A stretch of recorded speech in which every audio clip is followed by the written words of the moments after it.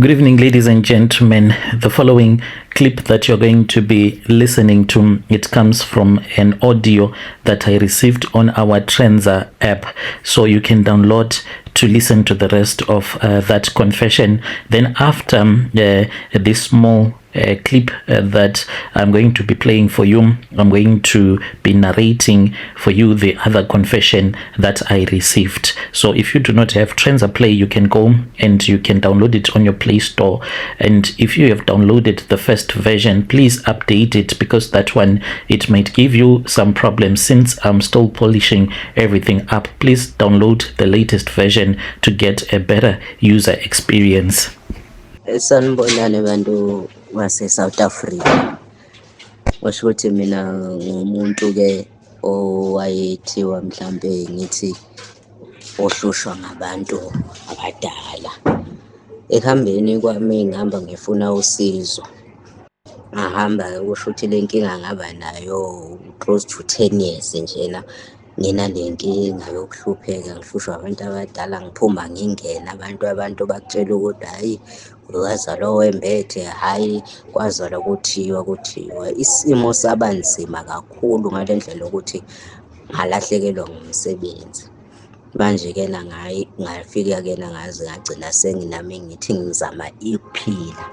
Ekuzameni kwami-ke ukuphila bakithi, ngayithola ukuthi manje sengiyoba ngumuntu okuthiwane uthatha lento phela, ngoba phela ngifuna ukuphila. Nami ngifuna ukuzibona ngiqhubekela phambili, ngizibone ngi-achieve ukuthi nokuthi. Hawu nangempela ngiyithathe lento, ngihlale nayo endlini. Uvuleke umsebenzi, ngaqashwa ngempela ka-government, ngaqashwa kahulumeni.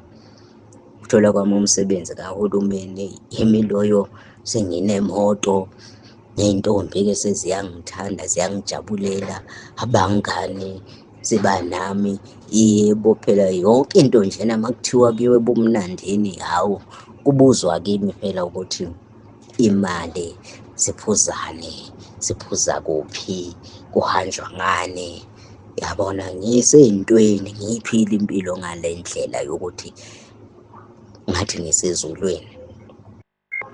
Nganginemali mina, nginemali into eyisimanga, nginemali ngendlela eyisimanga. Nami ngingazi ukuthi nje iqhamukaphi, ngoba umsebenzi engangenawo we-level 4 nje, ngiyinhlaki kahulumeni. Kodwa ukuba inhlaki kwami njena ngakwazi ukuthenga iy'moto ey'fana nabo-Toyota Corolla kanje. Iy'moto, nganginey'moto ezimbili futhi ngathenga nenye futhi, abo-Renault Kwid ibebabuzwa la kimi. Mangithanda ngihambe ngale, mangithanda ngihambe ngale. Iy'ntombi-ke hhayi angisaphathi, angiphathi njena, besizizela bengingazibizi, ngangingasheli mina, bezivele nje iy'ntombi ziqhamukele, hawu zingithande zingijabulele. Yimi loyo-ke ngiyiphila le mpilo yobumnandi. Ngalungisa-ke nami ngayibona sengumuntu uthi mangithenge indlu. Hawu vele nje ngiyithenge indlu kanjalo. Ekuthengeni kwami indlu, impilo iqhubekele. The following story that you're going to be listening to, it comes from a translation of a message that I received. So the audio that you listened to, it was sent to me by one of our dear brother. He recorded on our Trenza application. So you can go and listen to the rest of the story. It is under the category of South African confessions. And if you have your own confession, you can just go and press the record button, and immediately I will see your record that you would have recorded the audio, and I will post it. Strange things indeed they do happen in this world. The link to the application or the update as well is in the comment section. The message that I have for you, it is a narration of a message that I received from one of our dear sister. The narration, it reads like this: Brother, I used to eat human meat.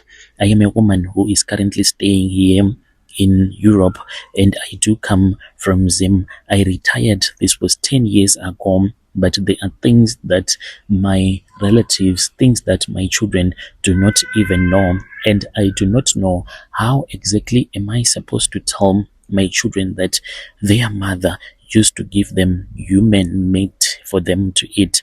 I used to work at different mortuaries across Harare, Bulawayo, and during my years of service to outsiders, I was just a person that was just doing their job that most of the people do not even want to do, to work in the mortuary. But what they do not know, what even my children do not know, is the secret that I have been carrying all of these years. A secret that my husband, he died and he did not even know that I used to feed him human flesh. I say this with shame, and I say that this because I feel as if I have to apologize to my children, to my relatives, because those that used to come and visit me, I tell you that most of them, they would eat the human flesh. Because if you would come to my house and on that night, if I wanted to feast on the flesh of a human that will be lying in the mortuary, I was going to serve you that human flesh, even though you did not even know anything. So I got my first job back in Zim at Paranyatua Hospital. I will hide the year, but it was in the 1980s when I started working as an attendant. I was only 25 and jobs were very hard, but during those years, Zim was so perfect. But I was staying now with my sister, and this was what my sister said to me. My sister said to me, you know, now that you are in the city, when you are staying in the city, it is not about you selecting the type of a job that you want to do. You cannot choose the job that you want to do. There are times when you just say that I just want a job and you can get that job. Because my sister had told me that there was one man who was working at this other mortuary, and he had told my sister that at the mortuary they were looking for other people that would work as assistants at this other mortuary, and he wanted me to go and work there. I did not want to work in a mortuary, but I was desperate. Me and my husband, we were really poor, and I was told that I will be working with the cold ones, and I thought that they meant the fridges. When I got there, I realized that the cold ones, they met dead people. The first months were like hell on earth. I vomited each and every day. Working in the mortuary, it is not an easy thing, because you come face to face with death each and every day. I could not even eat at home because the smell that used to follow me. But after a while, I started to grow numb, and to me, death was now normal. You see, these people that die and they are stabbed to death, they are very hard to look at when you see their dead bodies. All that you hear is that there is a woman that has been stabbed to death by her husband, but you never think about the person on the other side of the mortuary who is supposed to pick up that dead body, to wash the dead body, and to put that dead body in a coffin. It is not an easy thing to do, and it was really hard for me. Whenever I would return back from work, I would vomit. I would refuse to eat. It was difficult for me to sleep because I'll be thinking about all the other things that would have happened when I was at the mortuary. One night, it was in 1985, I was on a night shift with two older attendants, this other woman that was from Mashingo and this other man. So they were busy eating. It was around midnight. We were eating our soft porridge and green vegetables. So they told me that they had this other roasted meat, and they laughed and they told me that this meat, it was so nice. I then took some. I did not even know that this meat that I was about to eat, it was the meat of a human being. I ate without asking any questions. They told me that it was game meat. It tasted spicy. It was so nice.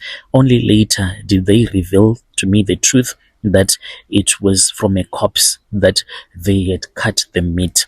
I vomited again and again. I was horrified, but there was something that happened on that night.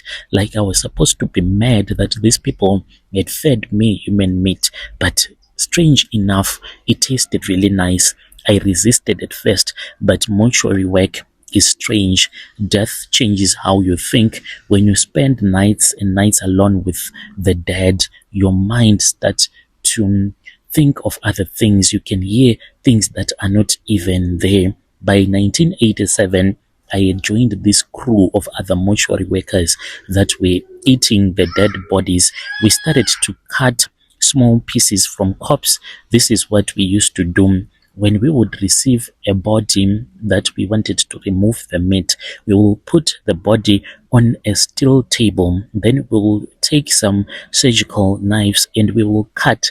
There is this other skin that is in between the thighs, just close to the private part. That is where we used to make a small hole. So from the outside, the hole will just look normal, but we will dig in deep into the dead body's thighs and we would remove all the steak such that it will be a big hole, and we will just leave the corpse like that, prepare everything for the burial, and the relatives would never find out that this is what would have happened. We'll cut off the meat from the thighs, especially the buttocks. No one even checks the buttocks of a dead person.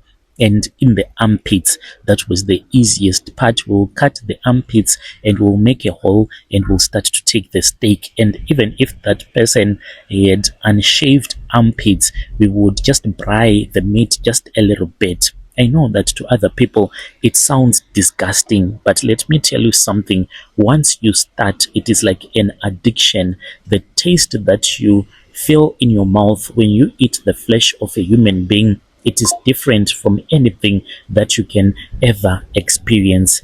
And I kept on doing this, and I was helped by these people on how to prepare human flesh. But when I started, it was never easy for me because I never wanted to eat raw human flesh. I always wanted it to be dried, at least to remove that human smell. But in time, I started to enjoy. The day that I started to enjoy, this was after I had been given some meat and I was told to go and cook, and to cook with my family and eat with my family, and I was going to be okay. So I then went home after the shift and I had the human flesh in my little lunchbox. And I took the beef that I had bought and I chopped it up into pieces and I prepared a delicious meal for my family. After I had prepared a delicious meal for my family, then that was when we started to eat. My husband and the kids, they said that it tasted really nice and they wanted some more. And that was how I started to eat like human flesh that was not fried. This kept on happening until one day, when I was alone on a night shift, there was this other man that had been brought. I was looking at that man, then I looked at his balls. I took a surgical knife and I started to cut the balls off. I cut off the balls and I took them and I put them in a small plastic bag. And after I had put them in a small plastic bag, when I went back home, I boiled the balls and it was stew, and I enjoyed like I had never enjoyed in my entire life. That is what I did, Brother Nashim. Why I have come here, it is because I just want to know, how can I tell my children that this was what their mother used to do? If I tell my children, are they ever going to forgive me, or they will never forgive me for what I did to them? When you post my story, please tell me. I'll be following through in the comment section. I also want to know, according to our Shona culture, when you have eaten human flesh, what are you supposed to do? Are you supposed to go for a cleansing, or what are you supposed to do? When you post, please tell me. I'll be following in the comment section.